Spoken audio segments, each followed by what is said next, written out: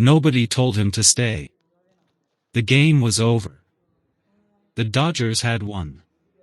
The field was emptying the way fields empty after the final out, quickly, efficiently, with the particular urgency of men who have just spent 3 hours competing at the highest level and now need to sit down, breathe, and let their bodies begin the long process of recovering from what they just demanded of them. The tunnel was right there. The clubhouse was right there. The cold water and the quiet and the earned rest of a man who had given everything he had across 9 innings, all of it was waiting just a few steps away. He stayed. Not for a moment. Not for a brief, obligatory pause at the edge of the dugout before disappearing into the corridor. He stayed the way you stay when you actually want to be somewhere. When leaving feels wrong, not because anyone is watching but because something in you understands that this moment, right now, in this specific place, with these specific people, matters more than whatever is waiting on the other side of that tunnel. And what happened in those minutes after the final out, in the space between the game ending and the night fully closing, what happened at Dodger Stadium while most of the crowd was still filing out and the grounds crew was beginning its quiet work on the field, is the reason this story exists. It is the reason Clayton Kershaw, one of the most respected voices this sport has produced in a generation, chose to speak. And when Kershaw speaks about a teammate's character, you stop what you are doing and you listen. The Phillies' young pitchers came first. They are not names that dominate the national conversation yet. They are not players whose jerseys hang in the windows of sporting goods stores or whose faces appear on the large displays outside the stadium. They are young men in the early chapters of careers that are still being written, still finding their shape, still accumulating the experiences that will eventually tell them who they are inside this sport and what they are capable of becoming. On this night, they had pitched against Shohei Ohtani. That alone is an education.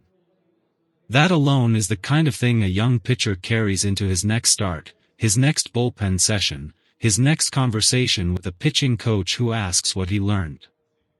Because facing Ohtani is not like facing other hitters. It is not a problem you solve and move on from. It is a problem that teaches you something about the limits of your current solutions and sends you back to the drawing board with a new understanding of what elite actually means. They had competed. They had done their jobs as well as their jobs could be done on this particular night. And now the game was over and the field was emptying and they were making their way toward the visiting side, toward the tunnel that would take them to the clubhouse, to the bus, to the hotel, to tomorrow. And then Ohtani came toward them. He didn't wait for them to approach him. He moved in their direction with the kind of ease that belongs to someone who is not performing graciousness but simply expressing it. He found them before they could find their way out. He called them over with a gesture that was quiet and warm and entirely without ceremony. He signed for each of them. Not quickly. Not with the mechanical efficiency of a man working through an obligation. He was deliberate. He looked at each pitcher. He said something to each one, not the same thing, not a line repeated at regular intervals, but something specific. Something that acknowledged that this was a person standing in front of him and not simply the next in a series of requests. The young pitchers, who had spent 9 innings trying to get him out, stood in front of him now and held whatever he had just signed with the particular care of people who understand they are holding something they will not forget. One of them said something afterward, quietly, to a teammate. He said he had not expected that. He said he did not know what he expected, but it was not that. Then came Kyle Schwarber. Schwarber is not easily moved. That is not an insult, it is the opposite. He is the kind of player who has been through enough, competed in enough moments, stood in enough batters' boxes with everything on the line, that the ordinary things no longer reach him the way they reach people who haven't yet built that particular layer of professional armor. He is also a man who knows what respect looks like between competitors. Who understands the difference between the respect that the game requires, the handshake at the end, the nod across the field, and the respect that a person chooses to offer freely, without requirement, simply because it is the honest expression of how they see the person in front of them. Ohtani approached him with the jersey already in hand. There was a smile. Not the public smile that athletes produce for cameras and ceremonies, but the private kind, the kind that appears between two people who have spent the night competing fiercely against each other and arrived on the other side of it with a mutual understanding that the competition was real and clean and worthy of both of them. They exchanged jerseys the way players exchange jerseys when the gesture means something. Schwarber held the jersey for a moment before folding it. He looked at the name and number across the back the way you look at something you're not sure you're allowed to have. The way you look at something that feels larger than the transaction that just produced it. He said afterward that the smile was what he remembered most. Not the jersey. The smile. The way it arrived without effort, without calculation, without the slight delay that appears when a person is deciding how they want to be perceived in a given moment. It was simply there. Immediate and genuine and entirely unperformed. Schwarber, who had faced him all series, who had stood in against him in situations that mattered and walked back to the dugout and thought about what adjustments were possible and what adjustments were simply not available against a pitcher and hitter of that quality, Schwarber folded the jersey carefully and carried it toward the visiting clubhouse. He said it was the kind of moment you tell your kids about someday.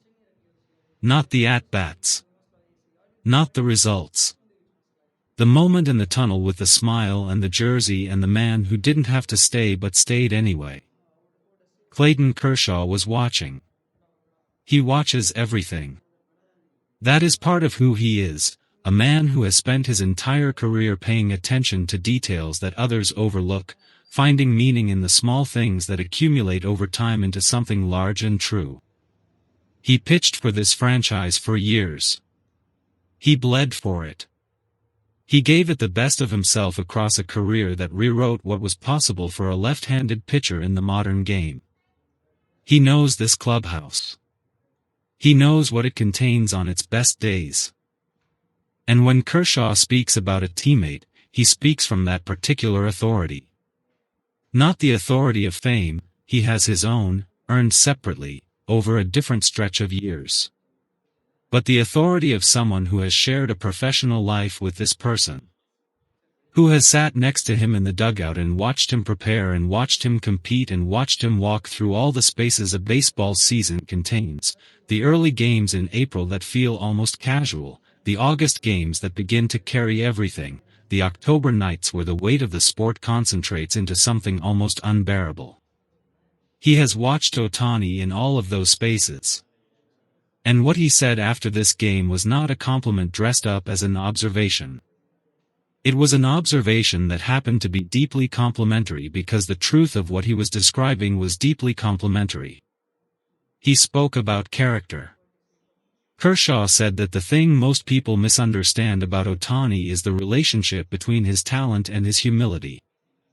From the outside, those two things can seem like they exist in tension with each other.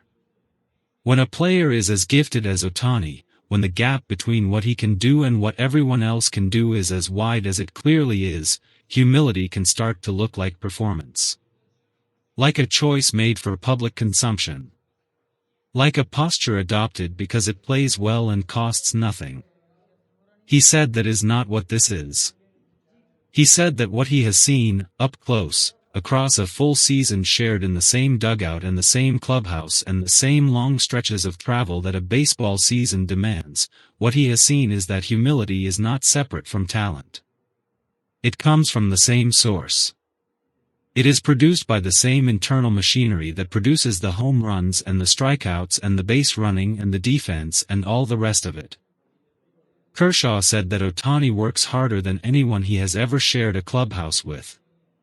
And he has shared clubhouses with some of the hardest workers this sport has ever produced. He said the work ethic is not something Ohtani performs for the benefit of teammates who might be watching. It is something he does in the quiet hours, in the early mornings, in the spaces between games when most players are resting and Ohtani is preparing for something that hasn't happened yet. And that work, Kershaw said, is where humility actually lives. Because a man who works that hard knows exactly how much the result costs. Knows that the home run in the 6th inning began in a film session 3 days earlier. Knows that the swing that looked effortless was produced by 10,000 swings that were not. Knows that none of it is given.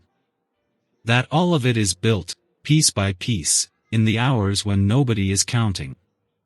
A man who knows that, Kershaw said, does not confuse himself with his statistics. He said one more thing. The thing that the room held onto when the press conference was over and the reporters were reviewing their notes and deciding what to write and what to leave behind. He said that what makes Ohtani a special presence in this league, not just on this team, not just in this city, but in this sport at this moment in its history, is not the two-way capability. Not the home runs or the ERA or the stolen bases or the 700 RBIs or the speed records or the award hardware accumulating in whatever room is designated for such things. It is the fact that he makes the people around him feel that what they do matters. The young Phillies pitchers who came to get autographs after the game they lost. Kyle Schwarber, standing in a tunnel with a jersey folded in his hands and a smile he wasn't expecting.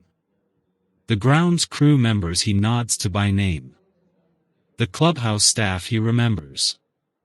The children of teammates and opponents alike, to whom he gives the full, unhurried weight of his attention as if they were the most important person he had encountered all night.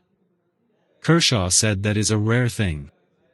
That in a sport populated by people who are extraordinary at baseball, the ones who are also genuinely extraordinary at being present, at making the people around them feel seen and valued and worthy of real attention, those players are rarer still. He said Dodger Stadium has been fortunate to hold a few of them across its long history. He said Shohei Ohtani belongs in that group. Not because of the records. Not because of the numbers. Not because of the home run that clears the wall or the sweeper that breaks the bat or the base stolen in a situation where nobody expected him to run. Because of what he does after the final out. Because of who he is when the game is over and nobody is requiring him to be anything at all. Because he stayed.